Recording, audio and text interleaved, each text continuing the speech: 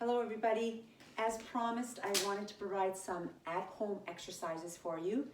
I will be using a lot of different pieces of equipment. If you don't have this type of equipment at home, no need to worry.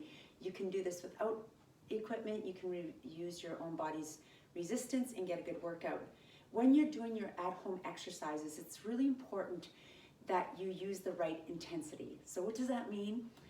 Things should feel somewhat uncomfortable. I'm not talking about uncomfortable with your joints or the movement, but for your muscles. So you want to experience some overload. Yes, you have to be a little uncomfortable to get results. So not to worry about that feeling of fatigue. That's what we're going for. So a little bit of overload, that's what we're talking about, is feeling uncomfortable, feeling that fatigue, and then you'll find results. So no music, no class-like format. This is just some of my favorite at-home exercises that you can do simply at home as well. So I'm going to go through the bottom half primarily first, and then do some upper body and some abs to follow. So I'm going to start off with, some of you have heard me say this, chair squat, and if you're playing the wellness bingo, that was one of the tasks. So this is a squat modification. So if you're not familiar with the squat or uncomfortable with the squat or have some issues with your knees or your joints, this is a great alternative. Very important that we do have the strength to get up and down a chair. That's just part of what we do functionally throughout the day. So really want to encourage you to try a chair squat. So you'll notice that my feet are placed so that my legs are at 90 degrees. That's really important to protect your knees. The idea is to dig through the heels as you stand, squeeze through the glutes, and then gently sit right back down. I'm using a medicine ball. Again, you don't need a medicine ball. You can use hand weights or just a couple sets of cans or water bottles, whatever you're using for resistance or no resistance at all. So I'm going to drive my body up, stand up nice and tall, and I'm going to find my seat with my glutes. So I'm stretching back. Notice that? Dig and squeeze the glutes and drive your body back down. Very important to keep the knees lined up where they should be. We don't want them to extend past the toes ideally and extend. So very simple movement. Hope that you find that easy to follow and easy to use in your workouts. So I'm going to go into your lunges. Again, very familiar to most. It's a step forward and a step back. Can be done without equipment.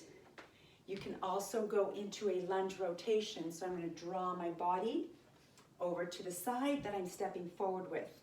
I'm going to move this out of the way so you can see my profile and leg positioning. Want to make sure again that that knee stays over top of the ankle and you push off. Notice the back leg. Again, 90-90 we call this. Should see 90 degrees in front, 90 degrees in back. Again, I like the rotation. It gets us off balance and encourages a little bit more of the abdominal activation, draw through. So you can do that again with hand weights, with a plate, with added weight, whatever you have. The second option for your lunges is what I call a bench lunge or a chair lunge. And you're going to set your back foot on the chair and again do your lunges that way.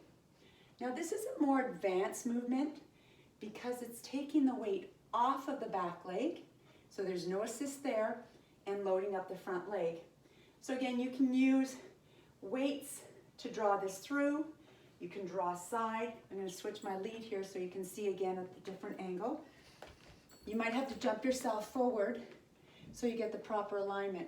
Pressing through and digging and squeezing using the glutes and the quads. Great, great option for those of you who have done lunges before. I'll take that a step further. For those that are more advanced, you can take this into a power lunge. Now you've seen this in our athletic training. Great way to elevate the heart rate, even just doing a few. Feel out of breath, elevates the heart rate, overloads the quads and the glutes. So that's your bench or chair lunges. I'm going to go into abductor work. I'm going to grab my band. Some of you I know have this at home. I know I've been working with some of you one-on-one and you have this band. Can be done with the band or without. So for this purpose, I am going to strap this around my ankles, and it's an abductor or standing leg raises. Working through the abductor, working through the hips, and pushing away, draw through. Notice my support leg. My knee is slightly bent. That's going to help with my balance. It's also going to overload your standing leg. So we're working here, but we're also working here. For those of you that are runners out there that have asked about strengthening running movements, this is great in keeping our knees safe by using that outer thigh, strengthening those leg muscles that support our knee joint. Always great to use that. Simply can be done without the straps as well. Or for those that require it, you can use some assistance. There's always modifications to every move we do. So we sometimes have to be creative, and if you're not sure on how to modify a movement, drop me an email, let me know, pushing away.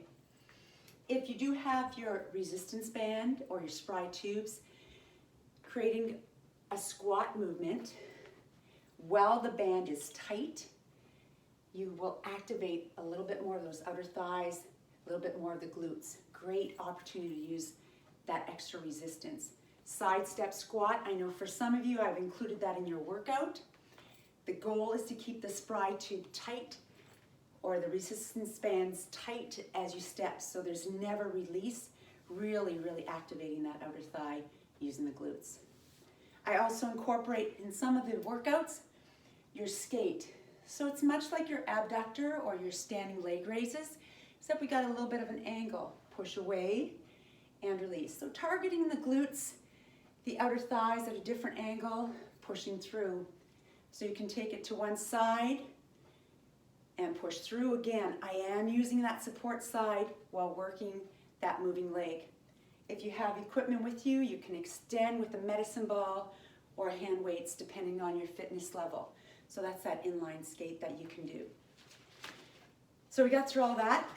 There is some opportunity to take it to the floor. I gotta look at my list here.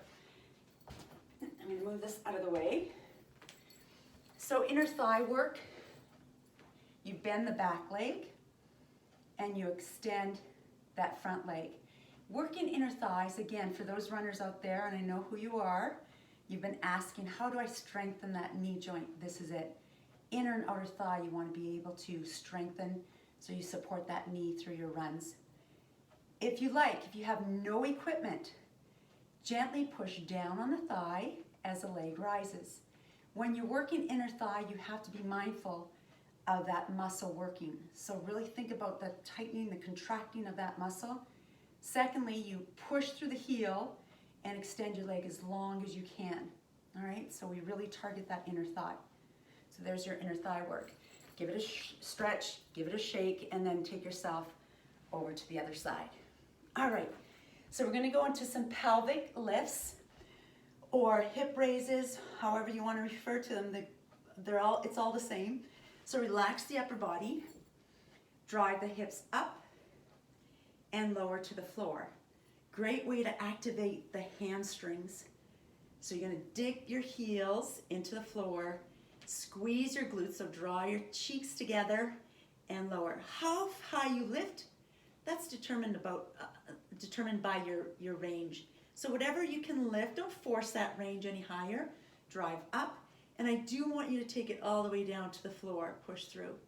Dig through the heels, squeeze through the glutes, and lower in control. So those are your hip raises, your pelvic tilts.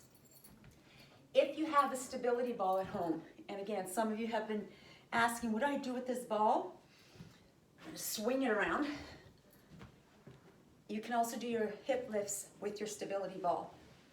So you lift your hips up, requires a little more engagement through your core.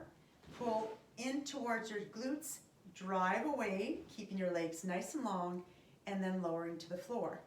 So you squeeze up, keep your legs long, dig your heels into that ball, push away, lengthen, and lower. Whenever you can challenge your balance, it's a good way to engage through the core, get that core working. So if you have one, use it. All right, I'm gonna take you into your ab crunches. Again, I'm gonna utilize the ball. If you don't have a ball at home, just get yourself to the floor. But if you do have the stability ball, You want to roll so your back feels fairly supported. I call it your sweet spot. So it may take a couple reps before you can figure that out, but your back should not hurt through this. Arms come back. Now I want you to notice that we got some extra range in this. So if I was on the floor, I'd stop here. The stability ball allows me to go a little bit further. You don't have to go too far. So give me that squeeze, strong, and release. Elbows stay wide. Hips to ribs, squeezing tight, and release. The beauty of the stability ball, it allows you to work your abs three ways. First off, your abs are engaged even before I start my crunch. They have to be engaged. If I let them go, I'll roll off the ball. So you tighten up your abs, get you in position. Secondly, it allows you for that extra range we talked about. And third, the crunch itself. So if you have one, again, dust it off, dig it out, and use it. So I'm also going to show you V-sits with the rotation. I have included that in some of your workouts. So you've seen the V-sit before if you've been following along with some of our YouTube workout videos. Strong body, you get that medicine ball or whatever weight you're using, draw to the side, bring it back up, and draw to the other side. So although I'm holding onto the ball, I'm actually letting the weight of the ball load my abs and use my abs to carry it back. Push through, and I know some of you like to take your feet off the floor, a little more challenging. Push through and push through. I prefer the slow and mindful movement. I know some of you like to tap down low quicker. Fair enough. All right, let's do some upper body stuff. So I'm gonna grab my chair again. And some of you have been asking, what is a chair dip? Because that was on our bingo card. You're gonna slide your tush off your chair. You're gonna slide your back right down the front of the chair. Notice my arms are at 90 degrees, don't need to go any lower. Dig through the heels of your hand and drive your body up. So for those of you that have been asking for upper body movements, very simple. I'm assuming everybody's got a chair at home. Great for the triceps. Now you want to be careful. If the shoulders start to aggravate you through this movement, watch where your body position is. If I take myself too far away from that chair, that's going to really stress out the shoulders. Stay close. And again, don't go any lower than that 90 degrees and drive up. Great tricep work, guys. Change your tempo on that. Go a little faster, go a little slower, and it's a great upper body workout. All right, so a couple of things I have on our list of at-home exercises is one of my favorites is a tricep rear lift. Whether you have a spry tube or hand weights, it's very simple. If you have a spry tube or a resistance band, you're going to make sure that it's tight. So you're going to pull away so that you feel the tightness of the band and simply lift and lower. So the arms stay as long as they can, working through the triceps, the rear shoulders, and the upper back. Abs are nice and tight. How you stand is up to you. You can take it into a square stance or a kick stance, or you can walk around. But the key is to keep that band tight. Or if you have hand weight, same thing. Squeeze through the arms and lower in control. So that's a tricep rear lift. I've used that on some of your programs. Also, bicep curls, you can grab, let me try to undo this. I'll chat a little bit. So when you're doing your at-home workout, normally the key is 2 to 3 sets, 10 to 12 repetitions. Now, if you get to that 12 repetition and you feel like you haven't worked very hard and your muscles have not felt overloaded, then you know you have to add more to it. So that could be more reps, that could be more sets, that could be higher weight. So depending on what you have at home, make that adjustment. So if you're doing your bicep curl, again, make sure that strap or that band is tight. Give me that bicep curl and release slowly. I like the slow, controlled movements. It really allows my mind to figure out what my muscles should be doing. Squeezing nice and tight. You can also take it into a bent over row. Again, if you have hand weights, if you have a strap, you're going to draw through, pressing back and extending. So working through that strong back muscle, notice I'm gonna stay fairly square to my movement. I'm gonna turn this way so you can see, drawing through. So I don't wanna whip my body around and try to pull. I'm gonna stay square, abs on, draw through using those strong lats, those shoulders, and a little bit of bicep happening as well. I wanna make sure I have everything down that I should. I also included some shoulder work. It's called front lateral movement. So again, ideally if you have hand weights, gonna push through and release down. Come back up the same way, draw together and release. If you have your resistance band, pretty self-explanatory if you have hand weights, right? If you have a band, you're gonna take it up, again, keeping it tight, open up, come back in and lower. The key in working the resistance band, the longer you can keep that tension in that band, the better. So it's up, pull open, come on in and release. All right, just looking at my list. So in our week 2 of our bingo card, I have a square that asks you to do 20 seconds of a mountain climb. Some of you have been asking, so this is our mountain climb. You get yourself in a push-up position and you draw your knees in. So you're gonna take this for 20 seconds, I believe that was the task. You can slow it down, or if you find getting down to the floor is a little tough, take it to a chair and do the same thing. So bring your body up a little higher. Draw up, draw up. So depending on your fitness level, will decide on how low you get to the floor, how fast you move your legs. All right, so that's your mountain climb. I'm gonna take it back to the stability ball. Whenever you can do upper body work on a stability ball, even better. So if you have some hand weights and you wanna do some shoulder presses, or you wanna do some bicep curls, or a tricep kickback, sit on the ball. It really, again, allows you to engage your abs. If I don't tighten up my abs, I'm gonna roll off the ball. So it forces me to think about good posture, good technique, and then I can do my work from here, right? Front lateral raises as well, if you like. So if you got one, use it. If you can order it and it gets to you on time, great tool to use at home. Now we have push-ups. Challenging for a lot of us, especially us female, because a lot of our center of gravity is here, so to try to pick that up off the floor can be challenging. The ball allows you the opportunity to modify. So you can walk yourself out. Let's see how far I can get. Notice how my hips are supported by the ball. I'm going to take myself down and drive myself up. So it makes the push-up manageable for those of us that are just starting out. And for those that have been doing this for a long time, it can be very challenging. So you can add more to your push-up by lifting your feet up off the floor and taking yourself down and pushing up. So if you have it, use it. Let me see if I've forgotten anything. Overhead tricep extensions.